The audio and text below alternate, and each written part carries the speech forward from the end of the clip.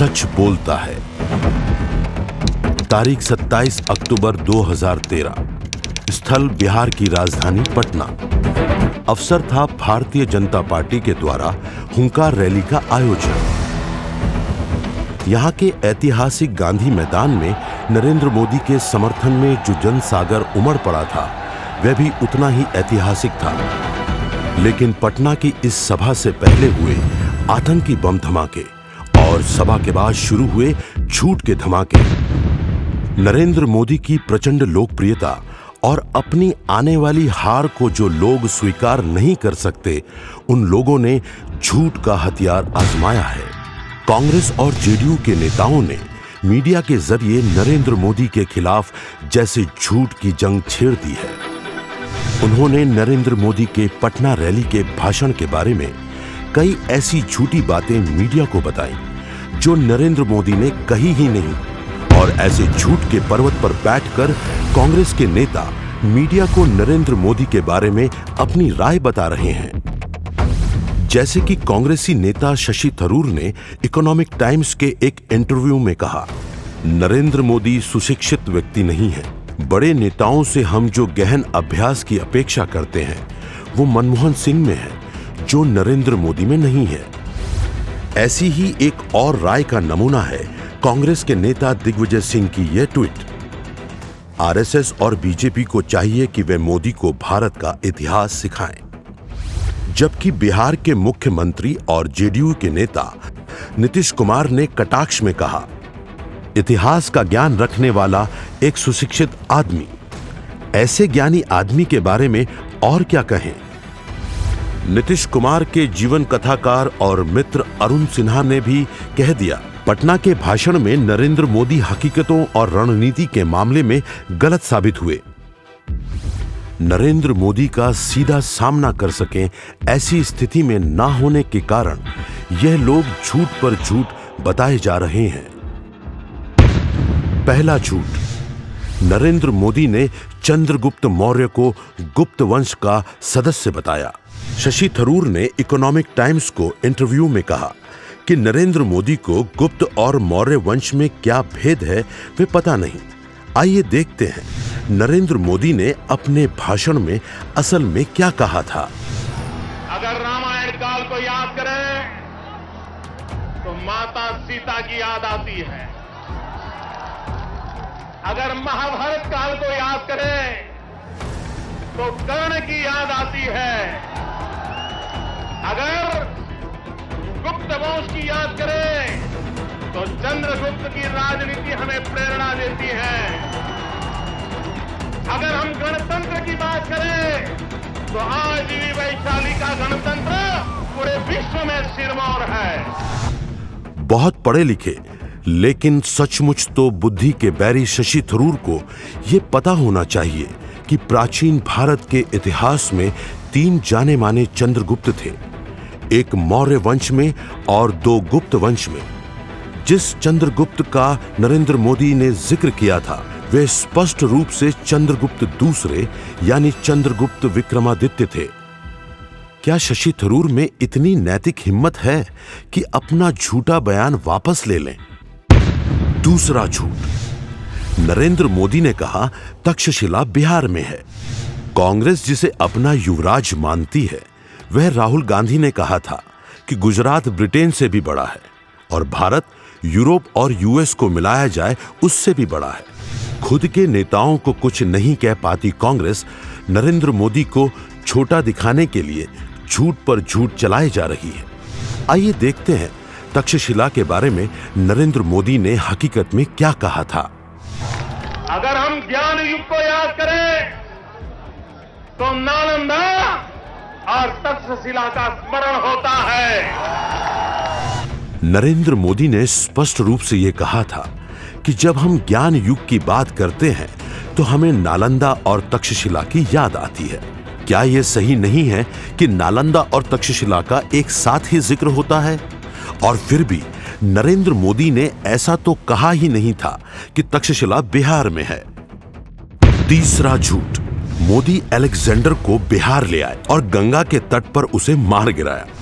लगता है नीतीश कुमार को नेता बनने की बजाय हिंदी फिल्में लिखनी चाहिए। सिकंदर को गंगा नदी के किनारे तक पहुंचा दिए, वो तो सतलज के पहले ही से भाग गया, उसकी फौज कमजोर पड़ गई, बीमार पड़ने लगे तो रास्ते में मर भी गए, वो गंगा नदी के पास तक नहीं आ पाए। सच ये है कि ना तो नरेंद्र मोदी ने अपने भाषण में अलेक्जेंडर के मरने की बात की थी और ना तो उन्होंने कहा था कि अलेक्जेंडर बिहार आया था। बिहार की धरती, उसकी ताकत क्या थी? जब सिकंदर आया और सिकंदर यहां पर सारा विश्व विजेता करके आया था, और जब बिहार में लोहा लेने की बात आई तो क्या हुआ मित्रों? दीने इलाही का बेड़ा नक्शा जिसका शाही आलम में पहुंचा कि ये 500 पार 700 समंदर, न अमन में जिसका न सुलझाम में जिसका, वो डूबा दहावे में गंगा के आकर। दीने इलाही का बेड़ा नक्शा आलम में समझा ये 500 पार 700 समंदर, नमन में जिसका न गुलजाम में जिसका, वो डूबा दहावे में गंगा के आकर। ये ताकत थी हमारे सैनिकों की, उन्होंने सिकंदर को यहां परास्त किया, उसको मार करके भेजा। नरेंद्र मोदी ने सिर्फ बिहार की भव्यता और उस वक्त के शासकों की शक्ति का गौरव करते हुए कहा था कि अलेक्जेंडर जैसे योद्धा को भी उन्होंने आगे बढ़ने से रोक दिया था। इस भावना की पुष्टि करने के लिए नरेंद्र मोदी ने किसी कविता की पंक्तियां सुनाई थी, जिसमें कहा गया था कि अलेक्जेंडर गंगा नदी में बह गया।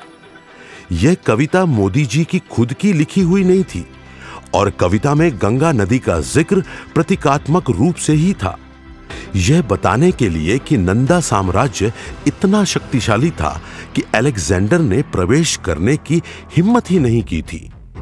चौथा झूठ। नरेंद्र मोदी ने कहा कि सरदार पटेल की अंतिम यात्रा में नेहरू नहीं आए थे। न जाने कहां से और क्यों एक दैनिक अखबार में यह झूठ छाप दिया गया। सभी मीडिया ने इस बात को जोर शोर से उछाला, लेकिन सच सामने आ ही गया जब इसी अखबार को माफी मांगते हुए स्पष्टता करनी पड़ी कि नरेंद्र मोदी ने ऐसा कुछ कहा ही नहीं था। इतने दशकों तक सरदार पटेल को याद नहीं करने वाली कांग्रेस को अब अचानक उनकी याद कैसे आ गई, सिर्फ नरेंद्र मोदी को निशाना बनाने के लिए? पांचवा झूठ। हुंकार रैली के दरमियान नरेंद्र मोदी को पसीना छूट रहा था। क्या बात है, नीतीश कुमार नरेंद्र मोदी को इतनी बारीकी से देखते हैं। सच तो यह है कि धमाकों के बावजूद नरेंद्र मोदी रैली में आए, बिना डर के भाषण दिया और रैली खत्म होने के बाद सभी को अनुरोध किया कि वे बिना हड़बड़ाहट के शांतिपूर्ण रूप से वापस जाएं। मेरी छोटी प्रार्थना है, भाइयों बहनों, आप यहां से जाएंगे, जाते समय कोई जल्दबाजी नहीं करेंगे, अपने गांव तक सलामत जाना, कोई एक्सीडेंट नहीं होना चाहिए, हमारे किसी कार्यकर्ता की, किसी मेरे बिहारी भाई की जान नहीं जानी। शांति से जाओगे, शांति से जाओगे, जल्दबाजी नहीं करोगे। ये बहुत बड़ा कार्यक्रम है, जाते समय संभालना पड़ेगा। और दूसरी बात, भाइयों बहनों, हमें शांति और एकता को बनाए रखना। नरेंद्र मोदी के लिए अपनी रैली और भाषण को रद्द कर देना तो बहुत आसान था, लेकिन क्या नीतीश कुमार को जरा भी अंदाजा है कि ऐसा करने से कितनी भगदड़ मच सकती थी, कितनी जानें जा सकती थी? ये वही नीतीश कुमार हैं जो मध्याह्न भोजन खाने से मासूम बच्चों की जान जाने पर भी चुप रहे थे। ये वही नीतीश कुमार हैं जिनके साथी ने कहा था कि सेना में तो जवान मरने के लिए ही जाते हैं। कांग्रेस ऐसे कई झूठ के मायाजाल फैला रही है, जिसमें अपने नए साथियों और मीडिया को भी जोड़ रही है। उसके पास और कोई रास्ता भी नहीं, लेकिन झूठ को चिल्लाना पड़ता है, जबकि सच बोलता है।